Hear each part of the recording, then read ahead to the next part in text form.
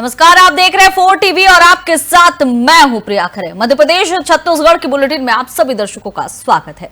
केरल की 2 ननों की गिरफ्तारी को लेकर छत्तीसगढ़ की सियासत गर्मा गई है और इस मुद्दे पर मुख्यमंत्री विष्णुदेव साय का बयान सामने आया है। उन्होंने कहा कि पुलिस अपना काम कर रही है और जांच प्रक्रिया कानून के अनुसार चल रही है। कल कांग्रेस का एक प्रतिनिधि मंडल भी आया था, उसमें सांसद, विधायक और संगठन के लोग मौजूद थे। हमने उनसे मुलाकात की। मुख्यमंत्री ने यह भी स्पष्ट किया कि सरकार किसी भी मामले में पारदर्शिता बनाए रखेगी और कानून के तहत ही कार्रवाई होगी।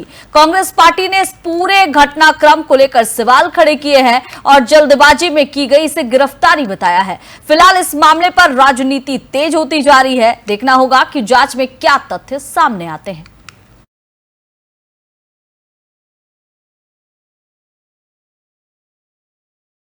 छत्तीसगढ़ की राजधानी रायपुर में ईडी ने आज रायपुर के भटगांव इलाके में स्थित कमलकांत पटनावर के आवास पर छापेमारी की। Kamalkant Patanwar Chhattisgarh medical services corporation limited यानी सीजीएमएससी में पूर्व में तकनीकी महाप्रबंधक के पद पर कार्यरत थे।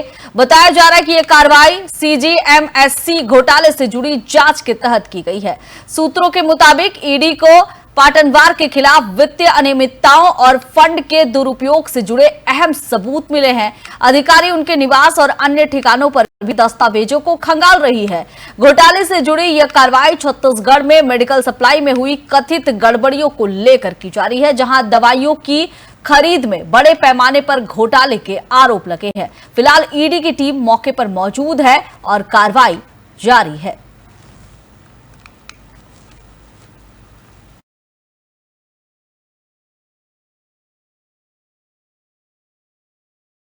जिले के केरलापाल थाना क्षेत्र अंतर्गत डोगिनपाड़ा जंगल में मंगलवार को हुई मुठभेड़ में सुरक्षा बलों को बड़ी सफलता मिली है। सुरक्षा बलों ने 5 लाख के इनामी माओवादी कोटला गंगा उर्फ मुचाकी गंगा को मार गिराया है, जो केरलापाल एरिया कमेटी में सक्रिय पदाधिकारी था। ये मुठभेड़ सुकमा और दंतेवाड़ा के सीमावर्ती क्षेत्र में संयुक्त सर्च ऑपरेशन के दौरान हुई। पुलिस अधीक्षक किरण चौहान ने बताया कि माओवादी मूवमेंट की पुख्ता सूचना पर सुकमा डीआरजी, एसटीएफ और सीआरपीएफ की टीमों ने संयुक्त अभियान चलाया। मंगलवार सुबह से मुठभेड़ रुक रुक कर जारी रही, जिसमें अंततः एक वर्दीधारी माओवादी ढेर हो गया। सर्च ऑपरेशन के दौरान मौके से भारी मात्रा में हथियार, विस्फोटक और नक्सली साहित्य बरामद किया गया है। बरामद सामग्रियों में BGL launcher rifle, BGL cell और कॉटेज wireless set, detonator, gelatin rod, cordex wire, बिजली तार, पिट्ठू और नक्सली दस्तावेज शामिल है। मारे गए नक्सलियों की पहचान गोंडुगुड़ा निवासी कोटला गंगा के रूप में हुई है, जिस पर शासन ने 5 लाख रुपए का इनाम घोषित कर रखा था। इस मुठभेड़ के दौरान एक प्रेशर आईईडी ब्लास्ट में डीआरजी के 3 जवान घायल हो गए हैं। सभी को तत्काल मुठभेड़ स्थल से निकालकर बेहतर चिकित्सा सुविधा उपलब्ध कराई गई है। फिलहाल सभी की हालत स्थिर है और वे खतरे से बाहर बताए जा रहे हैं। बस्तर रेंज के पुलिस महानिरीक्षक सुंदरराज पी ने कहा कि कठिन भौगोलिक और मौसमी परिस्थितियों के बावजूद सुरक्षा बल पूरी निष्ठा के साथ बस्तर वासियों की सुरक्षा में जुटे हैं। उन्होंने माओवादियों से अपील की है कि वे हिंसा का मार्ग छोड़कर मुख्य धारा में लौटे और सरकार की पुनर्वास नीति का लाभ ले, वरना उन्हें सख्त परिणाम भुगतने होंगे।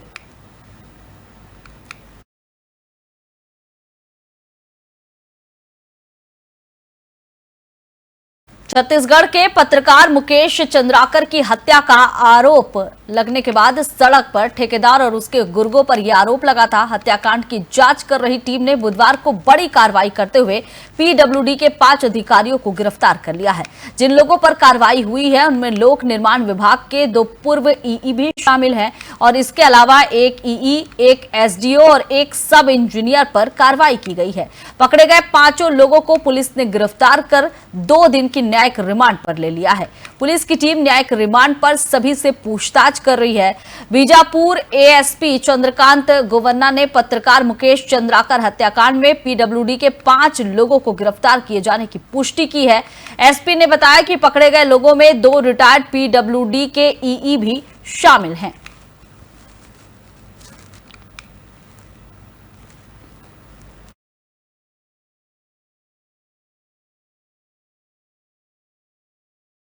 दुर्ग में मानव तस्करी के गंभीर मामले में गिरफ्तार दोनों नन प्रीति मैरी और वंदना फ्रांसिस और युवक सुकमन मंडावी की जमानत याचिका दुर्ग जिला न्यायालय ने खारिज कर दी है। चतुर्थ एफटीएससी कोर्ट के न्यायाधीश अनीश दुबे ने कहा कि यह मामला एनआईए एक्ट के दायरे में आता है, इसलिए इस पर फैसला देने का क्षेत्र अधिकार उनके न्यायालय में नहीं है। अदालत ने जमानत के लिए बिलासपुर हाई कोर्ट जाने की सलाह दी है। मामला मानव तस्करी से जुड़ा होने के कारण 15 दिन के भीतर पुलिस को अपनी जांच पूरी कर केंद्र सरकार से अनुमति लेनी होगी, तब तक आरोपियों को जेल में ही रहना पड़ेगा। बजरंग दल संयोजक रतन यादव ने कहा कि मैं फिर भी यही कहना चाहता हूं कि इस मुद्दे पर राजनीति नहीं होनी चाहिए।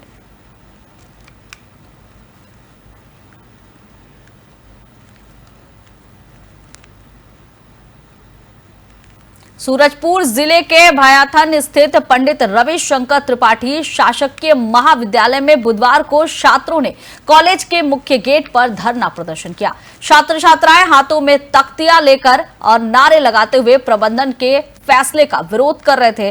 दरअसल कॉलेज में हाल में ही नए प्राचार्य की पदस्थापना की गई है और इसके विरोध में छात्र लामबंद हो गए हैं। प्रदर्शन कर रहे छात्रों का कहना है कि पूर्व प्राचार्य के कार्यकाल में कॉलेज का माहौल बेहतर था और शिक्षण व्यवस्था सुचारू रूप से चल रही थी। ऐसे में उन्हें हटाना छात्र हित में नहीं है। छात्रों ने भैयाथान एसडीएम को ज्ञापन सौंपकर पुराने प्राचार्य को बहाल करने और छात्र हित में उचित निर्णय लेने की मांग की है। प्रदर्शनकारी छात्रों ने चेतावनी दी है कि अगर उनकी मांगों पर जल्द ही विचार नहीं किया गया तो आंदोलन और भी उग्र रूप ले सकता है।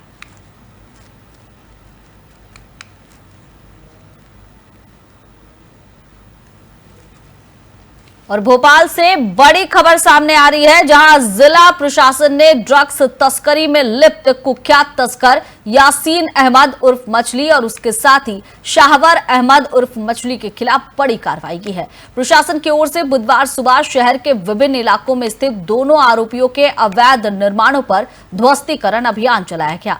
भारी पुलिस बल की मौजूदगी में कार्रवाई को अंजाम दिया गया ताकि किसी भी तरह की अप्रिय स्थिति से निपटा जा सके। यासीन अहमद और शाहवर अहमद पर एमडी ड्रग्स की तस्करी में शामिल होने के गंभीर आरोप है। पुलिस सूत्रों के अनुसार इनका नेटवर्क राज्य के बाहर तक फैला हुआ है और इन पर पहले से ही एनडीपीएस एक्ट के तहत कई मामले दर्ज है। प्रशासन का कहना है कि यह कार्रवाई अवैध कमाई से तैयार की गई संपत्ति के खिलाफ चलाए जा रहे हैं। अभियान का ये एक हिस्सा भी बताया जा रहा है। प्रशासन ने साफ किया है कि अपराधियों को संरक्षण नहीं मिलेगा और उनके खिलाफ कठोर से कठोर कार्रवाई की जाएगी।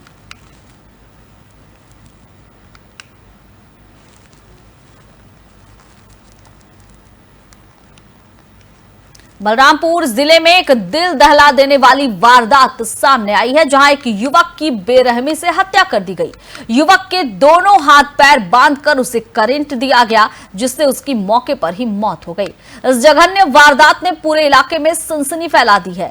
यह दर्दनाक घटना बलरामपुर जिले के कोतवाली थाना क्षेत्र अंतर्गत भनौरा गांव का बताया जा रहा है, जहां बीती रात एक युवक का शव उसकी पहली पत्नी के घर से बरामद हुआ। शव की हालत देखकर पुलिस भी हैरान रह गई। युवक के दोनों हाथ और पैर बंधे हुए थे। शरीर पर करंट दिए जाने के गंभीर निशान मिले हैं। मिली जानकारी के अनुसार मृत युवक ने दूसरी शादी कर रखी थी और तभी से उसकी पहली पत्नी से जमीन को लेकर विवाद चल रहा था। आशंका जताई जा रही है कि इसी जमीन विवाद के चलते युवक की हत्या की गई है।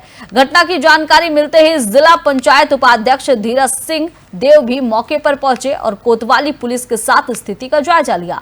वहीं पुलिस ने शव को कब्जे में लेकर पोस्टमार्टम के लिए भेज दिया है। जांच शुरू कर दी है। फिलहाल कोतवाली पुलिस पूरे मामले की बारीकी से जांच कर रही है। ये पता लगाने की कोशिश कर रही है कि यह हत्या है, आपसी रंजिश का नतीजा है या इसके पीछे कोई और साजिश है। इन सभी पहलुओं पर जांच जारी है।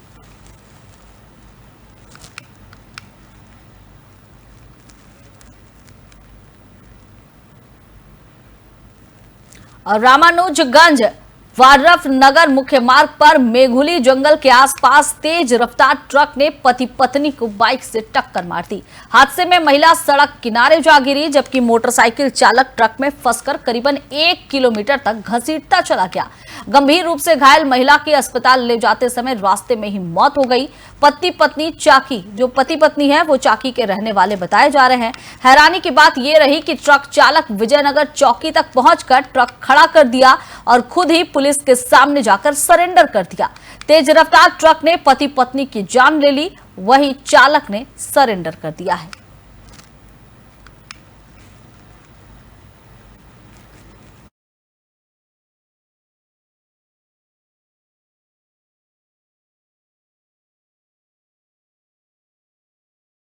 छत्तीसगढ़ के बालोद जिले में धर्मांतरण के मामले ने बवाल मचाकर रख दिया है। आज हजारों की संख्या में ग्रामीण और विश्व हिंदू परिषद के लोग सड़क पर उतरे और बरसते पानी में हाथों में छाता लिए हुए थे। लोगों ने कलेक्ट्रेट पहुंचकर जमकर नारेबाजी की। विश्व हिंदू परिषद का आरोप है कि रविवार को जो प्रार्थना सभाएं होती है, जिले के विभिन्न जगहों पर आयोजित हो जा रही है, उसे बंद किया जाए और ये लगातार प्रयास किया जा रहा है, लेकिन अब तक किसी तरह का कोई भी इस पर कार्रवाई नहीं की गई है। दरअसल पूरा मामला हीरापुर गांव से शुरू हुआ, जहां ओबीसी वर्ग के कुछ परिवारों ने गांव में अलग से कब्रिस्तान बनाने की मांग की।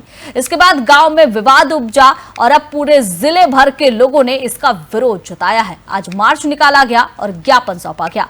विश्व हिंदू परिषद के जिला अध्यक्ष बलराम गुप्ता ने बताया कि हमने जिला प्रशासन से प्रार्थना सभाओं के विषय में बात की है। उन्होंने बताया कि आज श्रावण के जो पवित्र महीना है, इस महीना में शिव मंदिरों को भी तोड़ा जा रहा है। आखिर हमारा समाज कहां जा रहा है?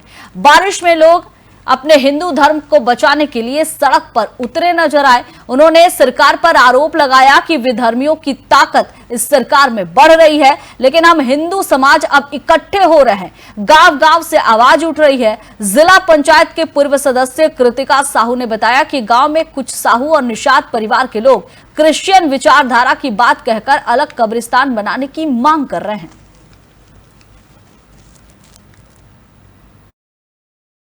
और जो 2-4 जन जो है हमारे गांव में ईसाई धर्म मानथन बोलते और पूजबे त हमर मन बस परिवर्तन हुए, जाति परिवर्तन नहीं हुए बोलते।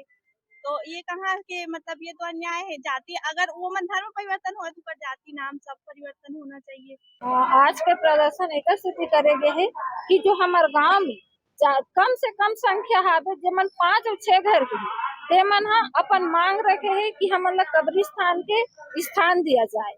वो मन धर्म परिवर्तन करे ही, पर वो मन अपन धर्म परिवर्तन तो करे ही, पर वो मन जाति नहीं लिखी। बालोद जिले में हिंदू समाज लंबा समय से धर्म परिवर्तन, लव जिहाद और अवैध प्रार्थना सभा के लेकर के आंदोलन करत है। लेकिन हमन धर्म समाज ला लेके कई बार सड़क की लड़ाई लड़े, लेकिन एकर कोई सुनवाई नहीं हुई। जिला प्रशासन ला देन, यहाँ तक के गृह मंत्री आरी से विजय शर्मा जिला ओला भी हम अपन मांग रखें कि समाज के ऊपर इस प्रकार से विधर्मी मना हिंदू समाज ला तोड़े के काम करत है। और जो 2-4 जन जो है हमारे गांव में ईसाई धर्म मानथन बोलते और पूजबे त हमर मन बस परिवर्तन हुए, जाति परिवर्तन नहीं हुए बोलते। तो ये कहाँ के मतलब ये तो अन्याय है। जाति अगर वो मन धर्म परिवर्तन हो तो पर जाति नाम सब परिवर्तन होना चाहिए। आज के प्रदर्शन एक स्थिति करेगे है कि जो हमारे गांव में कम से कम संख्या है जेमन 5 और 6 घर के ते मन अपन मांग रखे है कि हमन कब्रिस्तान के स्थान दिया जाए। वो मन धर्म परिवर्तन करे ही, पर वो मन अपन धर्म परिवर्तन तो करे ही, पर वो मन जाति नहीं लिखी। बालोद जिले में हिंदू समाज लंबा समय से धर्म परिवर्तन, लव जिहाद और अवैध प्रार्थना सभा के लेकर के आंदोलन करत है। लेकिन हमन धर्म समाज ला लेके कई बार सड़क की लड़ाई लड़े, लेकिन एकर कोई सुनवाई नहीं हुई।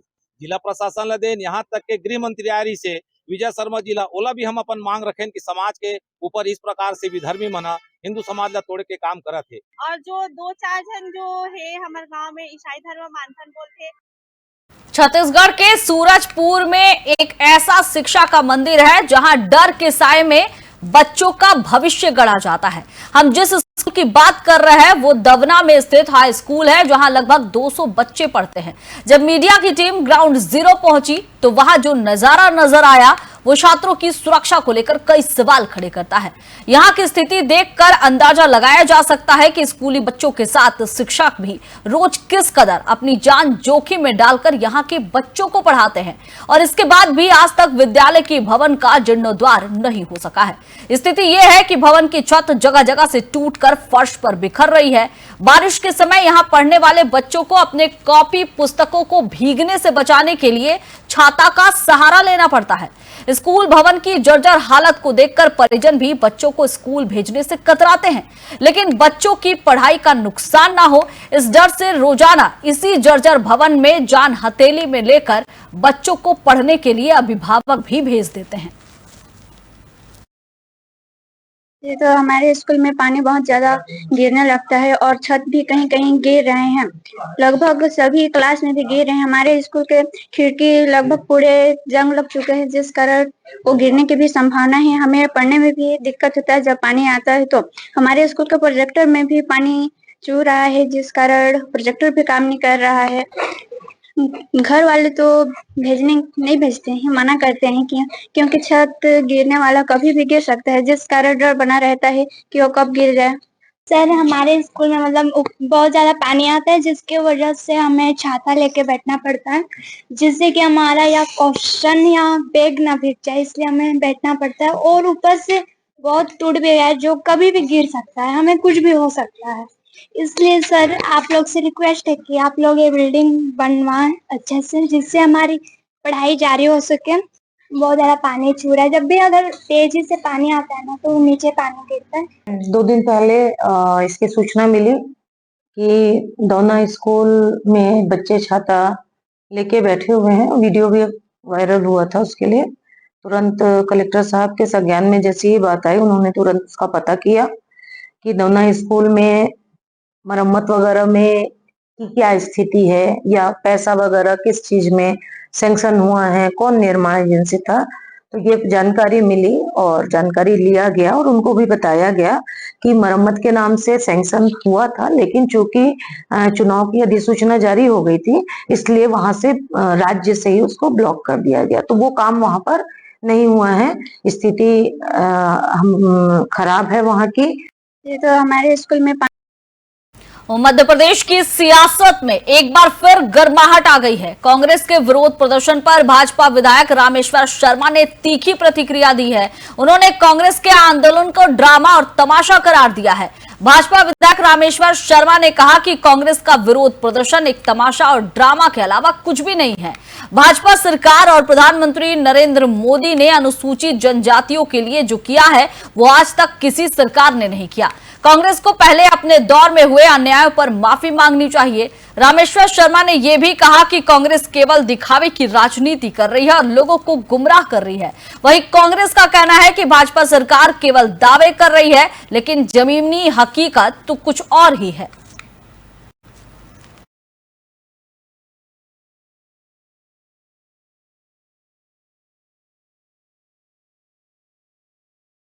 प्रधानमंत्री नरेंद्र मोदी के ऑपरेशन सिंदूर को लेकर दिए गए बयान पर कांग्रेस के वरिष्ठ नेता और मध्य प्रदेश के पूर्व मुख्यमंत्री कमलनाथ ने तीखी प्रतिक्रिया दी है। कमलनाथ ने कहा कि ऑपरेशन सिंदूर की चर्चा के दौरान प्रधानमंत्री मोदी ने 14 बार पंडित जवाहरलाल नेहरू का नाम लिया। यह भी एक अजीब बात है कि इस मुद्दे में भी नेहरू जी को खींच लाया गया। कमलनाथ ने यह भी सवाल उठाया कि आज के मुद्दे पर चर्चा करने के बजाय सरकार बार बार इतिहास की ओर आखिर क्यों लौट रही है।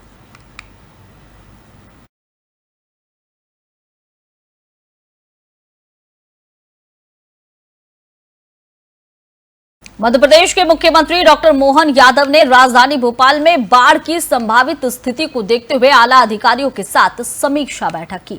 इस बैठक में राज्य के आपदा प्रबंधन विभाग, जल संसाधन विभाग और मौसम विभाग के वरिष्ठ अधिकारी मौजूद रहे।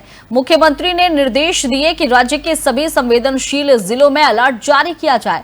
राहत कार्यों के लिए आवश्यक संसाधन पहले से ही तैयार रखे जाए। जनता की सुरक्षा हमारी प्राथमिकता है। बारिश के पूर्व अनुमान को ध्यान में रखते हुए प्रशासन को चौकस रहने के निर्देश दिए गए हैं।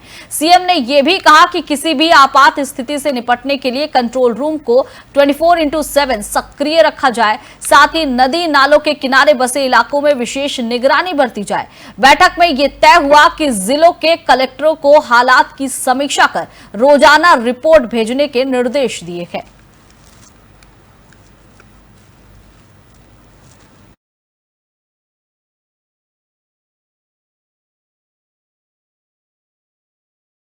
फिलहाल इस बुलेटिन में बस इतना ही। आप देखते रहिए 4 टीवी। नमस्कार।